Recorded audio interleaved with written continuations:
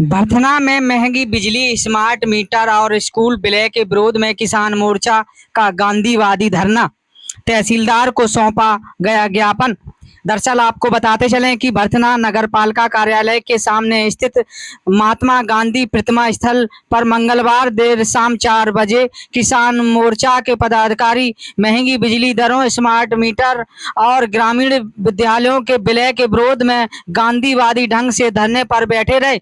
इस शांतिपूर्ण धरने की अध्यक्षता पूर्व नगर पालिका चेयरमैन हाकिम सिंह ने की।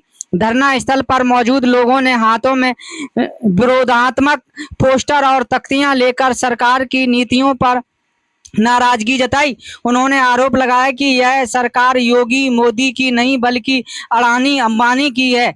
जब हर घर में पारंपरिक मीटर पहले से लगे हैं तो जबरन स्मार्ट मीटर लगाने की आवश्यकता क्यों है।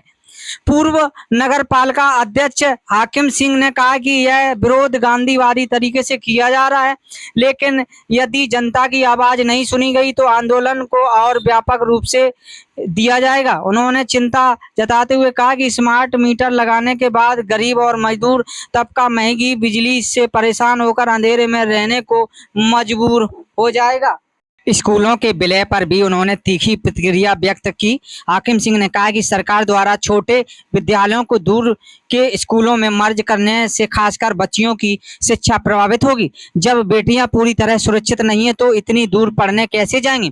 धरना कार्यक्रम में किसान मोर्चा के पदाधिकारियों के अलावा स्थानीय नागरिक भी बड़ी संख्या में मौजूद रहे। धरने के अंत में प्रतिनिधि मंडल ने अपनी मांगों को लेकर एक ज्ञापन भरथना तहसीलदार को सौंपा। धरना पूरी तरह शांतिपूर्ण रहा, लेकिन किसान मोर्चा के पदाधिकारियों ने स्पष्ट किया कि यदि मांगे शीघ्र नहीं मानी गई तो चरणबद्ध ढंग से बड़ा आंदोलन किया जाएगा। जी, आज आप सब लोग हमारा भी नहीं उठ रहा है, क्यों नहीं उठा रहे भाई? देखिए, जो हम लोग संयुक्त रूप से आज धरने में बैठे हैं गांधी मूर्ति के पास, इस धरने का उद्देश्य केवल इतना सा है कि जैसे एक स्मार्ट मीटर की प्रतिक्रिया चल रही है, मैं आपके माध्यम से सरकार से जुड़े लोगों से पूछना चाहता हूं कि वर्तमान में जो मीटर लगे हुए हैं बिजली उपभोक्ताओं के यहाँ, क्या वो मीटर खराब हैं?